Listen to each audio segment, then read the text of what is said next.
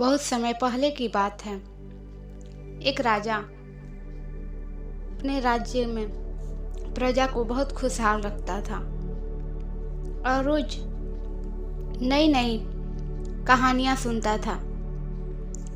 एक दिन उसने आकाश में कुछ तारा देखा और बोला अपने मंत्री से, मंत्री, तुम मुझे आज ध्रुव का चरित्र बताओ, ध्रुव की कहानी सुनाओ। मंत्री जी कहते हैं, राजन, महाराज, आप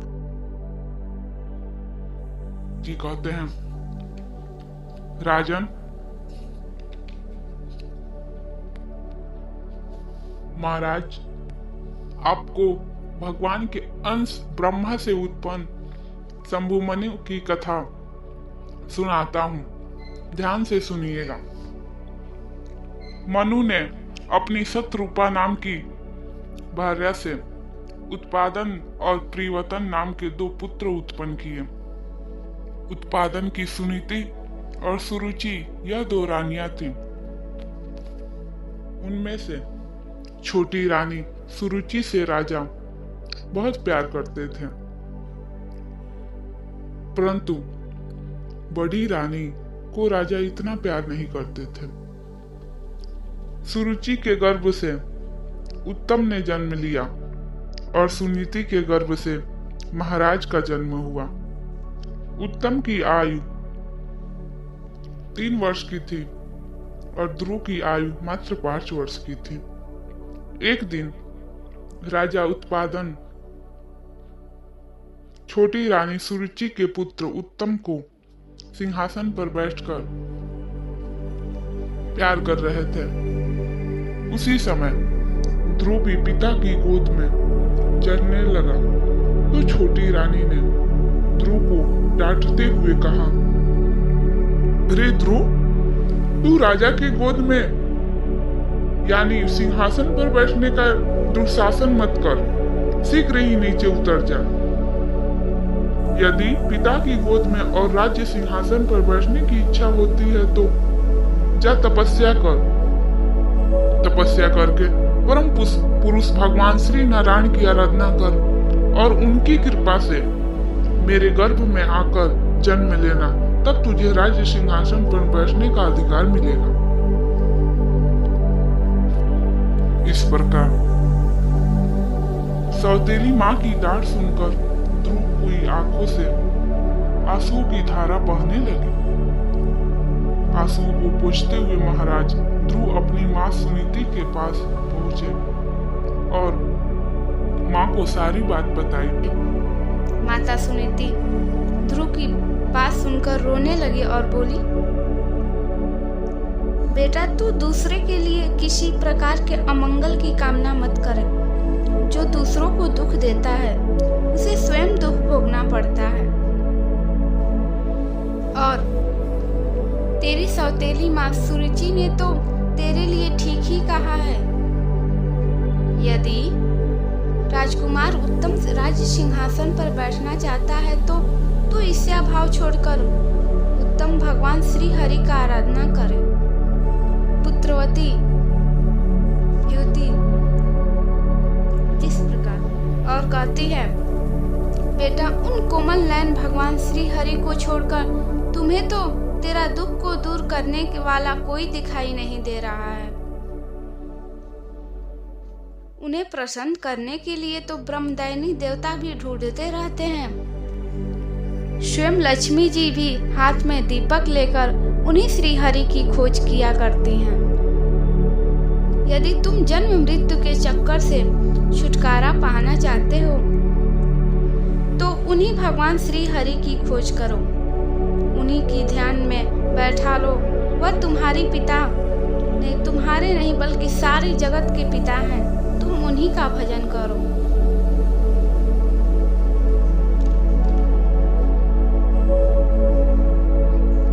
इस प्रकार से माता की वचन सुनकर ध्रुव जी 5 वर्ष का बालक ध्रुव पिता के नगर से निकल पड़ा। जा ही रहा था कि रास्ते में नारद जी मिले। नारद जी ने कहा, बेटा अभी तू बच्चा है, इस उम्र में तुम्हें मान और सम्मान का क्या मतलब है? और पता है, वन में खूंखार जानवर रहते हैं और तपस्या में कठिनाई ही कठिनाई आती है।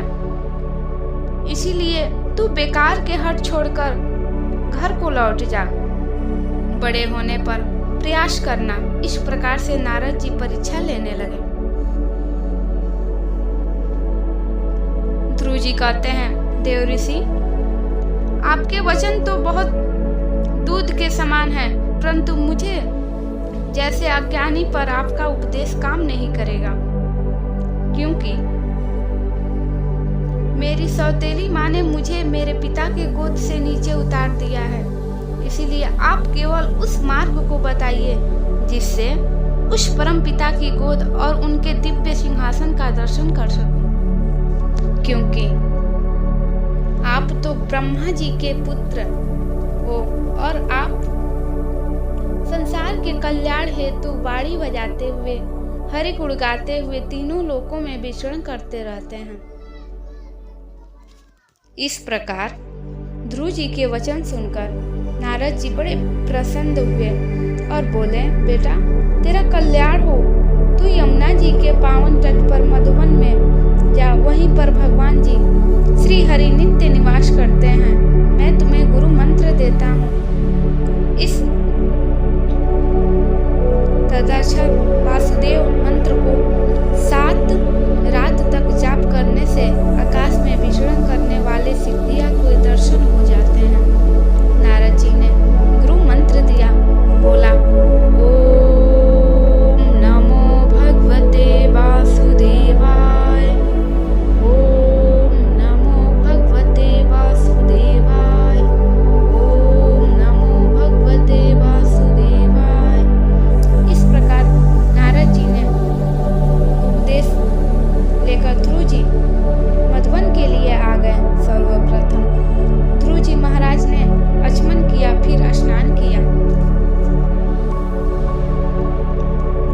ध्रुव जी ने 1 महीने 3 दिन छोड़कर बैर और कंदमूल फल खाकर तपस्या की।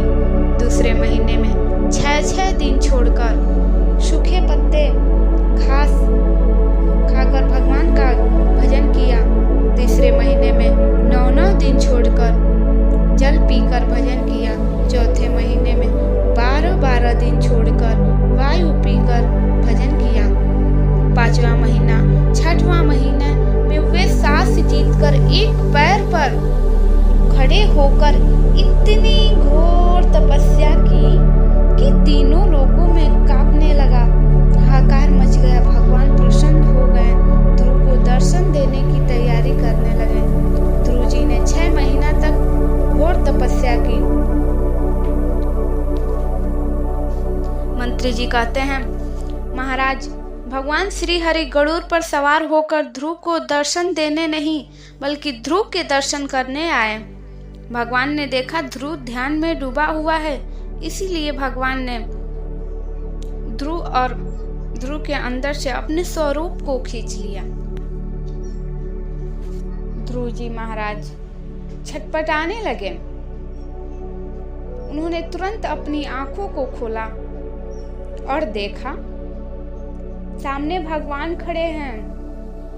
ध्रुव जी महाराज हाथ जोड़कर खड़े हुए भगवान की स्तुति करना चाहते हैं, परंतु मुख से आवाज नहीं निकल रही थी। सोच रहे हैं क्या कहूं क्या नहीं कहूं। भगवान ने देखा मेरा भक्त कुछ बोल नहीं पा रहा है, तो तुरंत भगवान ने अपने वेदमयी शंख ध्रुव के गले से स्पर्श कराया। शंख स्पर्श पाते ही ध्रुव के दिव्य वाणी प्राप्त हुई और भगवान की स्तुति करने लगे। ध्रुव जी कहते हैं, हे प्रभु, आप सर्वशक्तिमान हैं। आपने मेरे अंतःकरण में प्रवेश करके मेरी सुश्रुति वाणी को जागृत किया है। हे सर्वत्र स्वामी, भगवान मैं आपको प्रणाम करता हूँ। देखिए, ध्रुव जी पहले कुछ बोल नहीं पाते हैं और जब भगवान की कृपा होती है तो बोल देते हैं। इसीलिए तो कहा गया है, जब गोविंद की कृपा होती है तो गूंगे भी बोलने लग जाते हैं और लंगड़े भी पर्वत को पार कर लेते हैं। ध्रुव जी ने भगवान की 12 श्लोकों में बड़ी अद्भुत स्तुति किया। भगवान प्रसन्न होकर बोले, बेटा ध्रुव, मांगो क्या चाहिए। ध्रुव जी कहते हैं, प्रभु क्या मांगो, आपने मुझे दर्शन दिया, इससे ज्यादा आपसे मैं क्या मांगू। आपका आशीर्वाद सदा मेरे ऊपर बने रहे और मुझे क्या चाहिए। भगवान बोले, बेटा ध्रुव, मैं तेरे मन की बात जान गया, इसीलिए जाओ तुम ध्रुव लोक प्रदान करता हूँ, परंतु पहले तुम 36,000 वर्ष तक पिता का राज्य धर्म पूर्वक संभालो, फिर ध्रुव लोक में राज्य करना। इतना कहकर भगवान अंतर्ध्यान हो गए। ध्रुव जी अपने नगर के लिए वापस आए। ध्रुव जी लौटते समय चिंतित होने लगे। ओहो, मैंने भगवान श्री हरि को पाकर भी तुच्छ सी याचना की, परंतु भगवान श्री हरि के श्री चरणों की भक्ति नहीं मांगा पाया। इधर राजा उत्पादन अपने पुत्र ध्रुव के लिए बहुत चिंतित हो रहे थे। आते ही ध्रुव को हृदय से लगा लिया। ध्रुव जी ने अपनी माता को प्रणाम किया। माताओं के आंखों से ठंडी ठंडी हवाओं आंसू की धारा बहने लगी। उसके बाद ध्रुव जी ने अपने छोटे भाई उत्तम से मिले। देखो, आनंद और प्रेम के ठंडे आंसू होते हैं और शोक और चिंता के आंसू